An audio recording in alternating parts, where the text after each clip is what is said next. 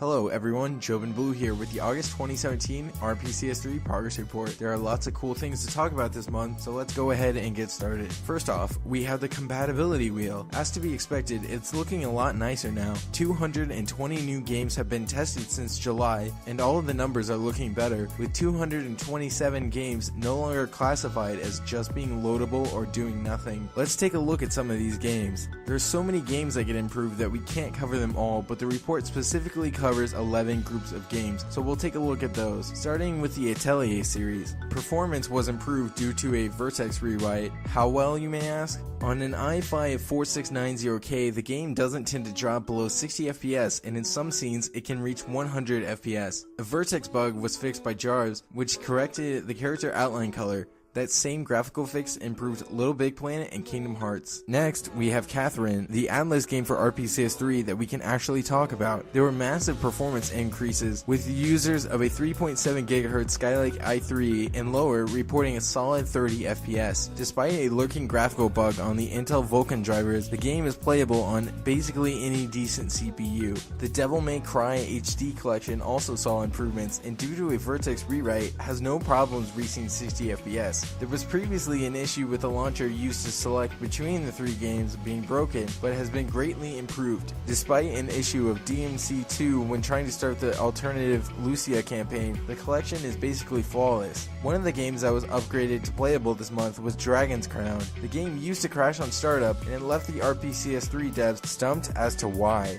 It turns out that it's a timing bug related to communications between the PPU and RSX operations of a PS3. In a controversial decision, a patch was added to RPCS3's patch cheat system, which has since fixed the timing. The thumbnail of this month is Metal Gear, and that's because the games are now in-game. They work fine, with some having already beaten MGS3. They still run slow, except for Peace Walker, since it was originally a PSP game. Ni no Kuni also saw performance improvements this month, as well as a depth perception being fixed. The game is considered playable now, but you have to be careful of the video cutscenes. You have to skip them before they end, or else the game will just hang. Before Automata, we had Nier Replicant and Gestalt. Along with performance increases, various graphical issues were fixed.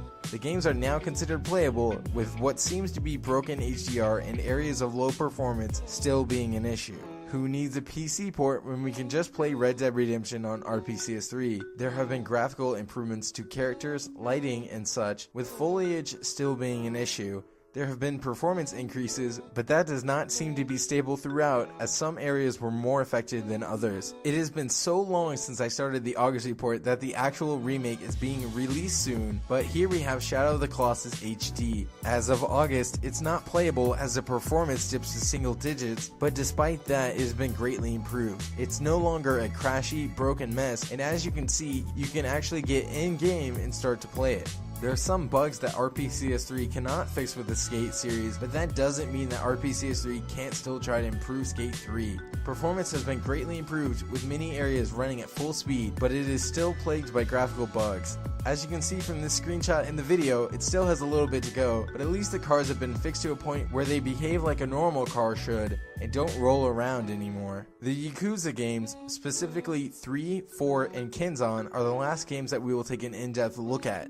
Performance has been increased and they do not crash as much. Emphasis on as much, as although rare, the game will still randomly crash. One cool thing that you can do with emulators is translate games like Cowboy Bebop, and in this case, Yakuza Kenzan. Despite never being officially translated, people can now more easily translate the game by debugging using RPCS3.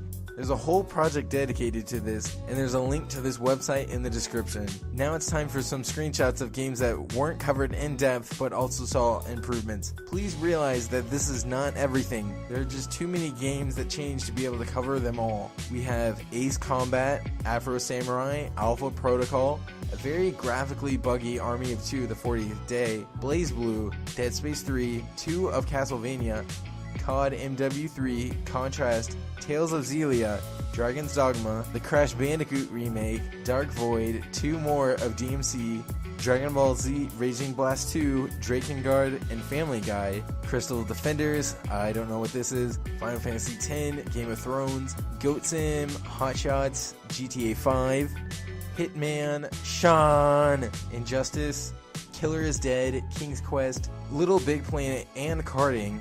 I swear I played for the gameplay. Lost Planet, Master Reboot, is this game popular with autistic people? Metro Last Light, MotoGP, more Devil May Cry, Nier, Painkiller, Hell and Damnation, Prince of Persia, all the Persona crap has been removed, Realms of Ancient War, MGS Rising, Shining Resonance, the Tony Hawk ripoff, Sly 4, Gotta Go Fast, Eternal Sonata, Splinter Cell, Unreal Tournament, GTA San Andreas, The Last of Us, Digital Manual, XCOM, and another of Exelia. Now that all the 12-year-olds have left, we can get into the cooler things of what specifically happened this month. First of which being the rewritten Vertex processing. Basically, character models are drawn with triangles through a process called rasterization, and RPCS3 has reduced some of the load on the CPU by moving this to the GPU, which is where it should be. They give the example here of Dead Space 3, which increased from 17 to 28 FPS because of this. Shaders have also been moved to the GPU, but this process was not as easy as the Vertex stuff. If you're familiar with the way that Cemu handles its shaders, this will seem familiar, as it's basically the same thing. RPCS3 cannot recompile every shader before you encounter them, so every time that you do something that requires a shader, the game will lag tremendously.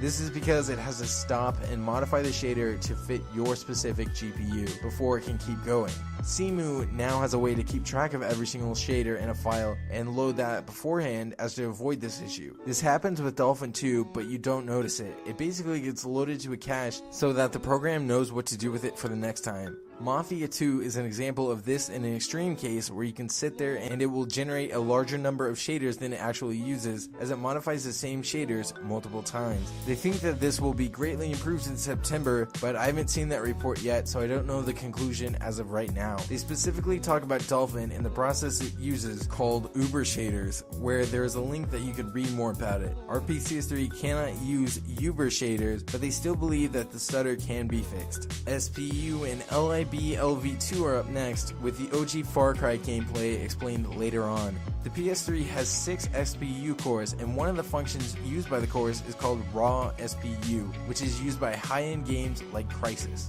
They worked on this, but unfortunately, however, after getting past the crash caused by a raw SPU, it crashes on something else that they don't understand. Neko Tekina was responsible for this change, and he also fixed LIB-LV2, which is a system module that always loads whenever a PS3 runs a game. They have made improvements to this, which used to inaccurately be done with the HLE module. The reason that they did this whole thing was to fix Crysis, but unfortunately, that did not fix it due to the aforementioned other error. It did, however, fix Far Cry 1 for the most part. This was one of the last things improved for the month of August, so it was unclear what other games have been improved by this. Ever wanted to manage your save data easier? Well, now you can with the Save Data Manager. It allows you to check playtime and view all of your save data at one time to be able to delete it easier, as well as being able to tell if a save file from a PS3 was decrypted properly. Besides the Save Data Manager, there have also been improvements to the gamepad settings.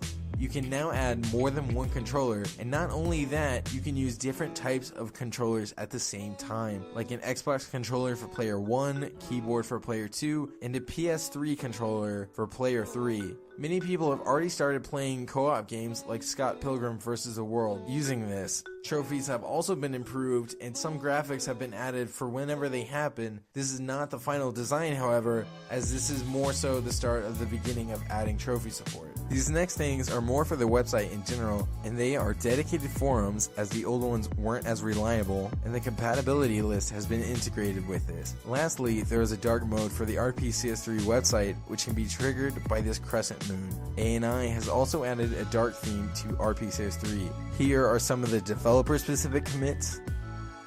And lastly, here's the upcoming section. They're working on the shader issue and high-resolution rendering, which is now a thing. The AAA title that they mentioned was Persona 5, which sparked the whole Atlas thing. In addition to the RPCS3 September progress report, I will be making a separate video covering the in-depth of the whole situation regarding Atlas, Persona 5, and RPCS3. They also mentioned being close to hitting $3,000 on Patreon, but since it's already January, they've hit that mark. That'll be it for this report. This has been Jobenblue, and thank you all so much for watching. I will see you in the next video.